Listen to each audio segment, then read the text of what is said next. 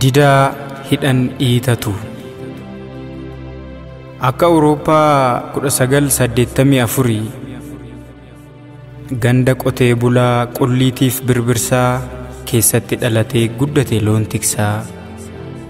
Harmee burqaa waraabee dambacaa rarraafatee qubarkaa hadoochinaan gateettii irra kaawwatee miiltoo ta'ee midhaan daaksisee daakuu mataatti baatee dadhabee dafqa buusee beela'ee qiixxaa nyaatee ameessa akka mirgistuu fookaa haamee nyaachisee abbaan qoteerraa hignaan sangoota dheechisee midhaan biqile eegee aggateerraa faccisee qamalee fi girrisa jaldeessarraa kaachisee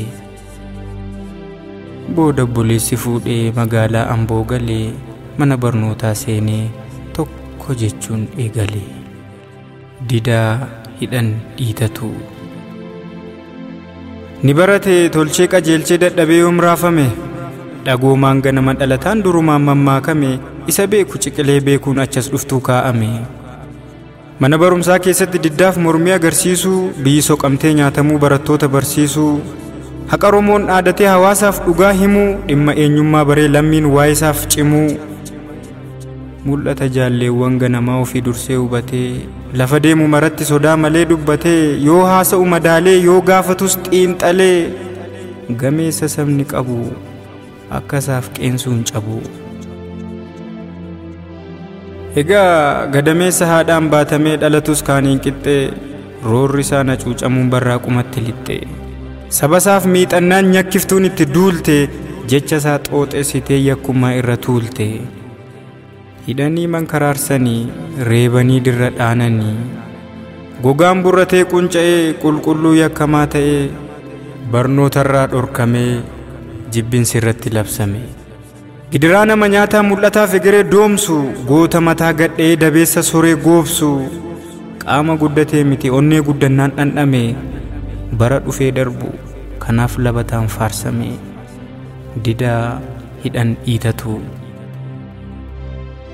Korma gateettii malee bajjii dhiibee baqaqsu teellaan deebinee namaa diina gogsee saqaqsu mormee dhiitatee didee cunqursaa fayyaa hadheessu meeshaa miti mala malteen fonqolchaaf yaalii geggeessu isan ta'uu mataa raasee akka rasaasaa dhuka'u jechoota isaa akka daabbaan jara bobbaa gorra'u masaanuu jaalalaaf nagaa yeeyyii nyaattuu raqaa ulfa garaashii tiksuuf jara awwaalte maqaa.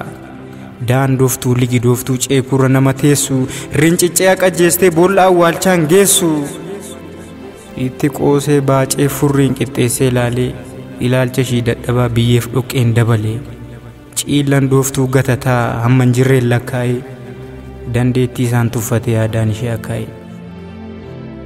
Akka sa'ama seenaa rimaa'uun balfee tuffate qabsoo malee bilisummaan isa gurraacha nutti uffate. Wanjoo gabroomsaan ciinca'ee gubatee dhiigni mirga gonfuu jaalmaan moofaarraa hubatee. Didaa hidhan dhiitatu. Kurkuraa ola deemaa barii sammuun bilchaate daandii deemsa taaddasaa imalasaa godhatee xinnaaf guddaa tokkoomsuuf rafee hirriba dhabee sagalee wal ta'e dhaabuuf jooree gandarra labee qeerroo dhortuu mancaasu yaada gabbataan ijaaree dubbii buruqsee futtaasee tokko tokkoon taraare. Garuu laboo baabiddaa ramaxaan karkarsamee waadame xomboree yaada deegaan ajjeefamuuf gaadame boojiin suphaan hundoofte qarrifaatti yaafatte juujooftuun saafaa yuustu meeshaayyuutti baafatte. Egaa booda maal godhu warra dhaleenis maal jedhu 2006 kaayyoo warra doomaa gaafa galma ga'e jaagamaan guyyaa adii irbaata rasaasaa ta'e. Firii dhaloota qubee qabsoo dhaalee fufsiise finna dhiigni isaa iyyee karra guddaa cufsiise karricha harka gadii dhiiga jaagamaa uffatee kabbadaalma badhaasee lubbuu keessaa fudhate. Yoo jaagamaan jorga'ee diriiree rummee wixxisu kaan qaxatee xaxatee baqatee yoo qaxxisu kutataan ilma dhiiraa wajjin kufee adoodee lakkuu harcaasee boo'ee hirqiffatee gadoodee dhiiga waliin hammaaree qomatti ol qabatee caanuu rifaatii malee harka lamaan hammatee lubbuun ittiin guraarree dhiiga isaan mallatteessee oromummaa waliif du'u kabbeetu mirkaneesse. jaagamaa fi kabbadaa dhiigni wal borcite gaafa keettoon xuuxillaa lafee isaanii qorqite gaafa arsaasni rasaasaa qaama isaanii horfite